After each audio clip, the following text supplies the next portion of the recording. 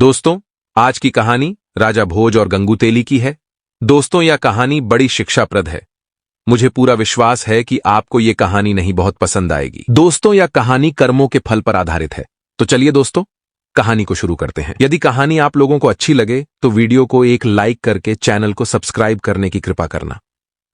दोस्तों, राजा भोज एक न्यायप्रिय राजा थे। वे अपनी प्रजा को पुत्र जैसा स्नेह करते थे। उनके दरबार में अनेक विद्वान लोग रहते थे। राजा बहुत चापलूस और चाटुकार लोगों से हमेशा दूर रहते थे। राजा भोज को उनकी प्रजा देवता के समान पूजती थी और उनका जय जयकार करती थी। राजा अपने प्रजा के दुख तकलीफ का पता लगाने के लिए रात्रि में भेष बदलकर उनके घरों के आसपास घूमते थे, जिससे वो अपनी प्रजा के दुख सुख का सही से पता लगा लेते थे। एक दिन रात्रि के समय राजा भोज एक गरीब ब्राह्मण की झोपड़ी के पास से गुजर रहे थे। तभी उनकी नजर एक गरीब ब्राह्मण और ब्राह्मणी पर पड़ी। ब्राह्मण की झोपड़ी में एक छोटा सा दीपक जल रहा था। वह ब्राह्मण अपनी पत्नी से कह रहा था कि अब मैं बहुत बूढ़ा और कमजोर हो गया हूं। मेरे शरीर में अब इतनी शक्ति नहीं है कि मैं अपने यजमानों के घर पहुंचकर पूजा पाठ करा सकता, और मेरा कोई पुत्र भी नहीं है जो मुझे कमा कर खिला सके। अब तो मेरे पास केवल एक ही रास्ता है कि मैं राजा भोज के दरबार में जाऊं।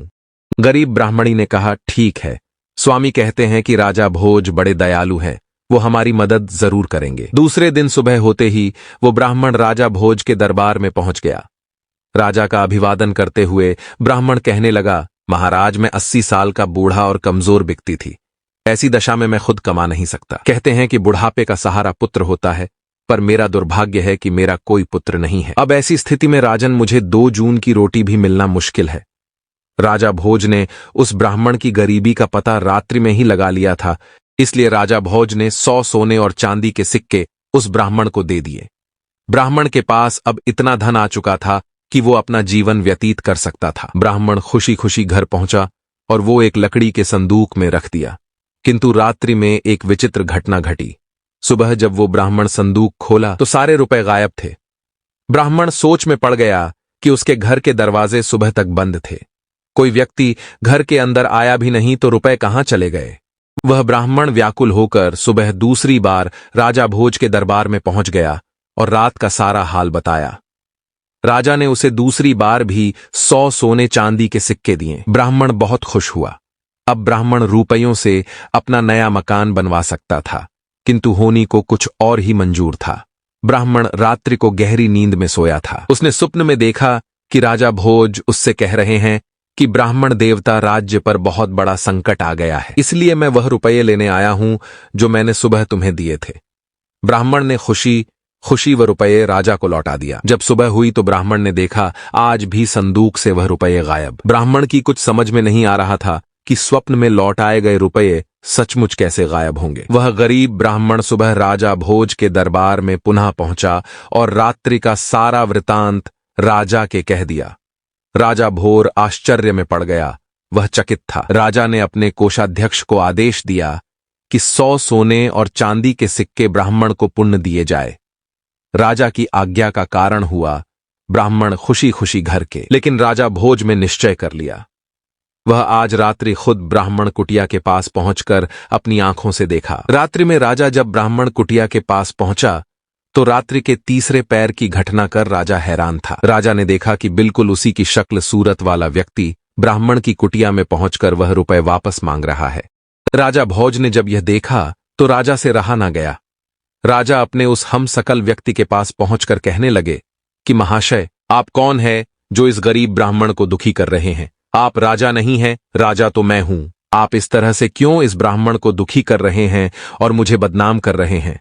राजा के उस हमस्कल ने राजा से कहा, राजन, आप नहीं जानते कि यह निर्धन ब्राह्मण अपने किए गए कर्मों का फल भोग रहा है। इस ब्राह्मण के रुपए या तो गायब हो जाएंगे, या इसका बना बनाया मकान गिर जाएगा, या इन पैसों का उपयोग नहीं कर पाएगा, क्योंकि सुख इसके भाग्य में है ही नहीं। राजन, हर व्यक्ति को उसके किए गए पूर्व कर्मों का फल मिलता है। इस ब्राह्मण की निर्धनता इसके पूर्व में किए गए कर्मों के कारण ही मिली है। राजा भोज ने कहा, इसमें कोई संशय नहीं है महाराज, लेकिन मैं आपसे विनती करता हूं कि इसे कोई दंड न दे। इसकी करने का दंड मैं भुगतने के लिए तैयार हूं। राजा ने बहुत अनुनय भी नहीं की। तब राजा का हुआ हमशक्ल कहने लगा, राजन होने का दंड तो सबको मिलता है, मनुष्य कर्मों और भाग्य का गुलाम। तुम्हें भी अपने पूर्व में किए गए कामों का फल भोगना पड़ेगा, इससे कोई बच नहीं सकता। इस दुनिया में सबको प्रकृति से लड़ना पड़ता है या प्रकृति ही सबको अच्छा और बुरा अवसर प्रदान करती है। कामों का खेल बड़ा विचित्र है। यह कहकर वो राजा का हम गायब हो गया। दिन राजा अपने सबसे तेज और ताकतवर घोड़े पर सवार होकर जंगल में शिकार खेलने निकल गया। राजा के साथ कुछ सिपाही भी थे। सारा दिन शिकार की तलाश करते करते वो अपने राज्य की सीमा पर पहुंच गए। राजा के सिपाही पीछे छूट गए। तभी उस घोड़े ने एक ऊंची पहाड़ी से छलांग लगा दी थी। राजा भोज लहूलुहान होकर घोड़े से गिरकर उनका मुकुट भी गिर गया। राजा भोज को जब होश आया तो उन्होंने देखा कि वो पड़ोसी राजा के सिपाहियों के कब्जे में। सिपाहियों ने पूछा कि तुम कौन हो, यहां कैसे आया? राजा की जुबान बंद हो गई थी। राजा ने कोई उत्तर नहीं दिया। इस पर सिपाहियों ने राजा को हमलावर शत्रु समझकर मारा पीटा और घायल करके नगर के बाहर सुनसान जगह पर फेंक दिया। तभी उसी राज्य का रहने वाला गंगू तेली उधर से गुजर रहा था। उसकी नजर राजा पर पड़ी। वह घायल राजा को उठाकर अपने घर ले गया, क्योंकि राजा के भाग्य की विडंबना ही राजा को गंगू तेली के घर पहुंचा दिया।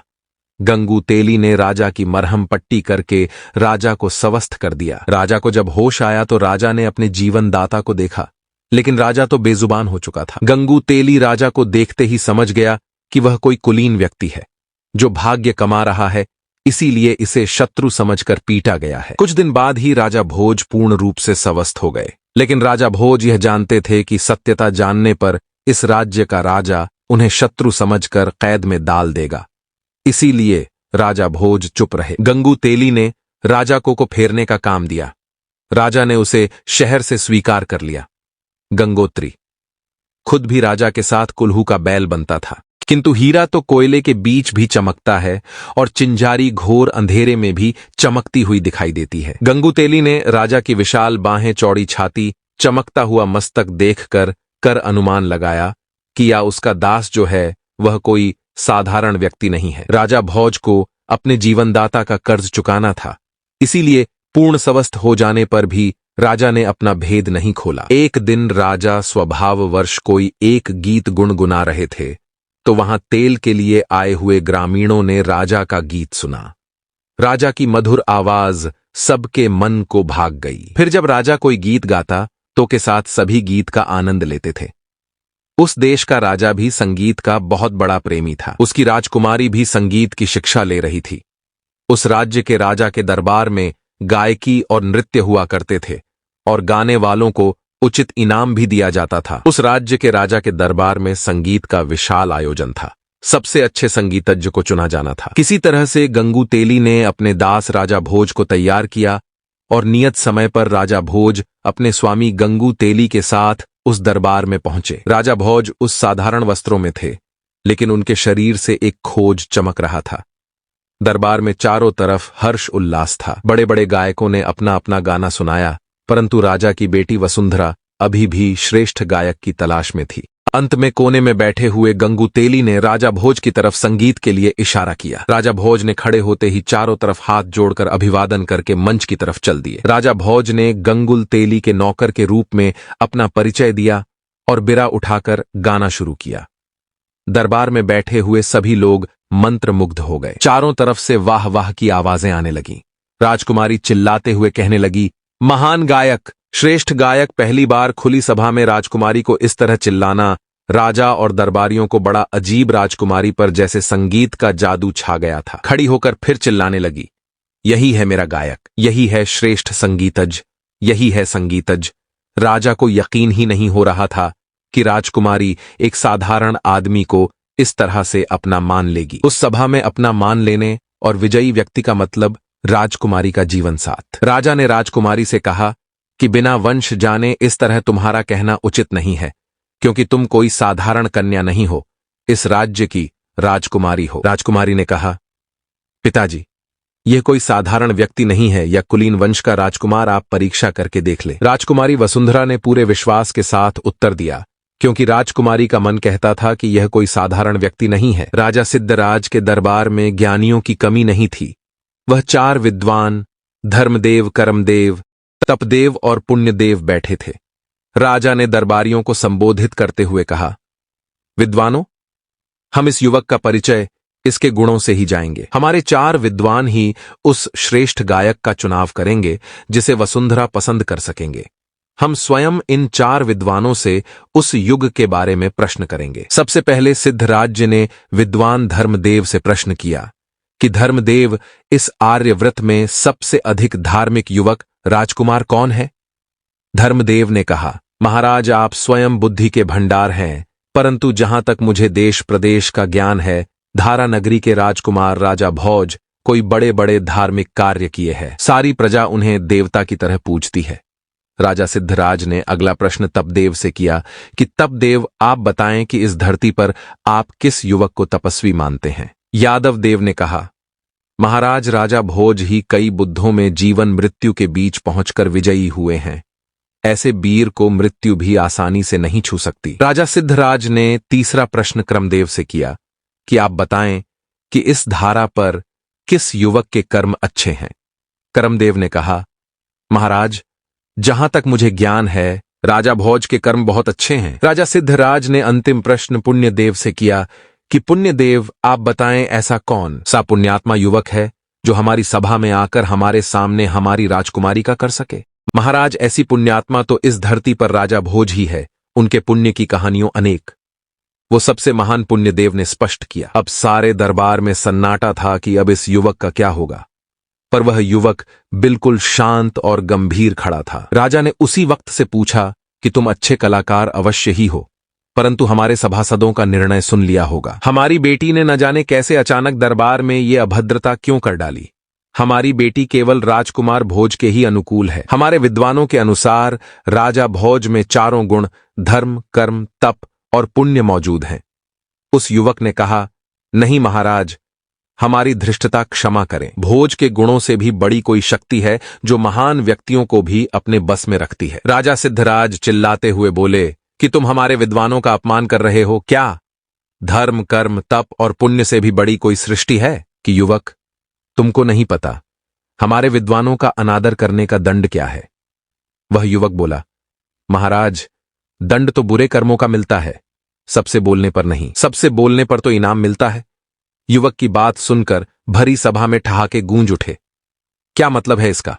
राजा सिद्धराज ने कहा, कैसा इनाम? युवक ने कहा, महाराज, धारण के कारण कहाँ है? कर्म, तप और पुण्य से भी बड़ी शक्ति है होनी या भाग्य? राजा बहूजी इन सब गुणों के होने के साथ साथ अभी भी इधर बदर की ठोकरें खा रहा है, पर होनी बड़ी प्रबल है। होनी को कोई नहीं टाल सकता। राजा सिद्धराज ने कहा, तो क्या तुम ही राजकुमार भोज हो? युवक ने कहा, हां महाराज, मैं ही राजा भोज हूं। ये सब होनी का खेल है जो आज मैं आप सब के बीच भोज ने ब्राह्मण और शिकार की सारी बात कहे सुनाई। कहा, महाराज, आपके सैनिकों ने तो मुझे मारकर फेंक दिया था, पर या तो भला हो मेरे जीवनदाता गंगू तेली का, जिन्होंने मेरे प्राण बचाए, पर मैंने इन्हें भी अपना परिचय न देकर इनकी दास्तां को स्वीकार कर लिया। सारी सभा में हर्ष का माहौल हो गया। पूरी सभा में राजा भोज का जय जयकार होने लगा। इसी के साथ राजकुमारी वसुंधरा ने राजा भोज की गले में जय माला डाली और विवाह किया। राजा भोज का विवाह पूरे विधि विधान के साथ हुआ। दोस्तों, इस समय होनी राजा भोज पर प्रसन्न थी।